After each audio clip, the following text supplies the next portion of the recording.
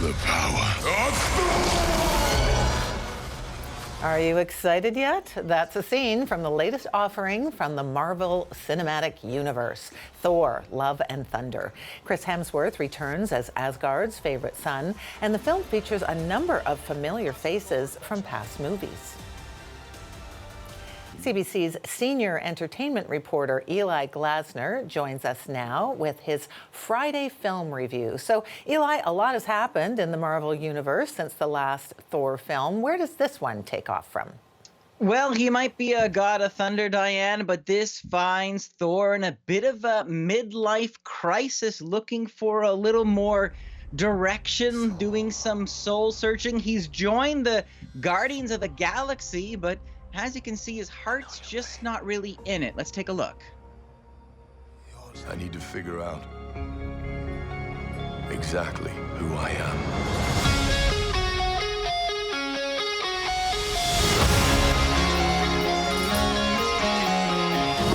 I want to choose my own path, live in the moment.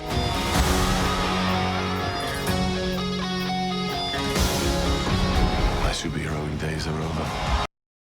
Blast of music there from Guns N' Roses, promising a little more of the energy and attitude that made Ragnarok, the last Thor film, such a blast. But as Thor heads off to find himself, it's not all fun and games thanks to the arrival of Gorr the God Butcher, Christian Bale playing a zealot on a mission. Let's take a look. The only ones who gods care about is themselves. So this is my vow. All gods will die.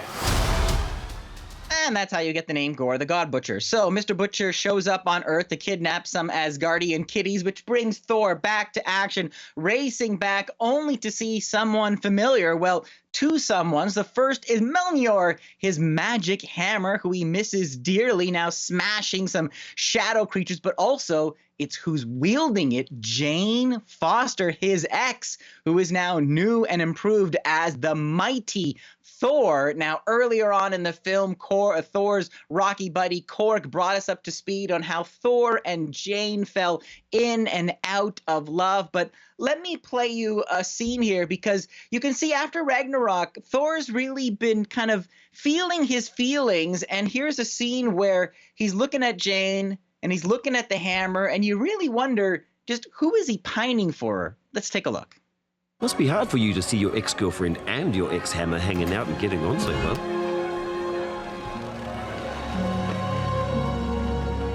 What you up to, bro? Go to Daddy. Come on now. Hey, there you are. Hey. So that is Stormbreaker, his new weapon, but perhaps not the weapon he was pining for. The strangest love triangle ever in the Marvel Universe, Diane. I guess so. So now, Eli, before Ragnarok, the Thor films weren't exactly the most beloved of Marvel's entries. What do you think of this offering? You know, I'm the weirdo that I actually like the Thor movies. I like the first one, directed by Kenneth Branagh, this interesting attempt at humanizing a god of thunder. I like the sci-fi flavor of the second one, The Dark World. But of course, what Waititi did with Ragnarok was remarkable. But remember, he had a lot of help. He had those characters, Loki and Hulk and Valkyrie. And Waititi also had 3 screenwriters putting that all together. Now, since that time, Taika Waititi has gone from being that new guy from New Zealand to becoming, you know, essentially an institution. He won an Oscar with Jojo Rabbit. He's producing multiple TV shows. He's doing voice work in the animated film Lightyear. So perhaps it's not surprising that for his reunion with Chris Hemsworth for Love and Thunder, Marvel said, go full Waititi, you do it all. So now he is directing, now he is acting, now he is co-writing. And when you heard that Guns N' Roses in the first trailer, fans were excited. Like, this is what we wanted, the full hair metal mayhem that was promised. We had Led Zeppelin in the last film, now we're doing Guns N' Roses. But I'm sorry to say, this is not like the classic Guns N' Roses. This movie is more like what you see if you go see Guns N' Roses in concert today. You know, the songs are kind of familiar, but Axl just can't hit the high notes the way he used to. Wow, hair metal mayhem. I mean, it does sound so appealing, Eli, but what do you think went wrong? If you look at Ragnarok, Diane, you had a great story that really challenged the supremacy of Asgard. And also you had a story that challenged Thor. He lost his father. We saw someone who was ruined. And I think what's important is he was allowed, Chris Hemsworth, was allowed to stop playing the clown.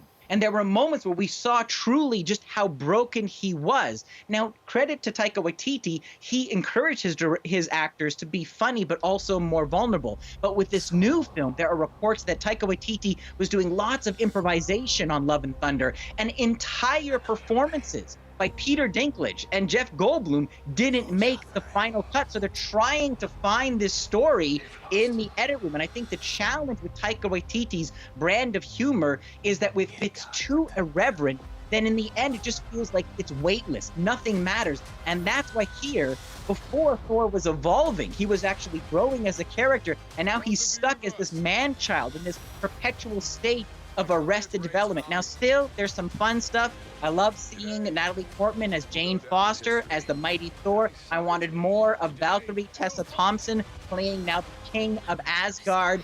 But there isn't a lot of room for like real, sincere moments in the world of Taika Waititi. Instead, we get kind of ridiculous characters like Zeus, played by Russell Crowe, and his ridiculous sounding Greek accent. And so in the end, like too many Marvel movies today, Thor, Love and Thunder is fine, but after Ragnarok, I wanted so much more than just fine. 3 stars or hammer. All right. Thank you very much, Eli. That's CBC senior entertainment reporter Eli Glasner in Toronto.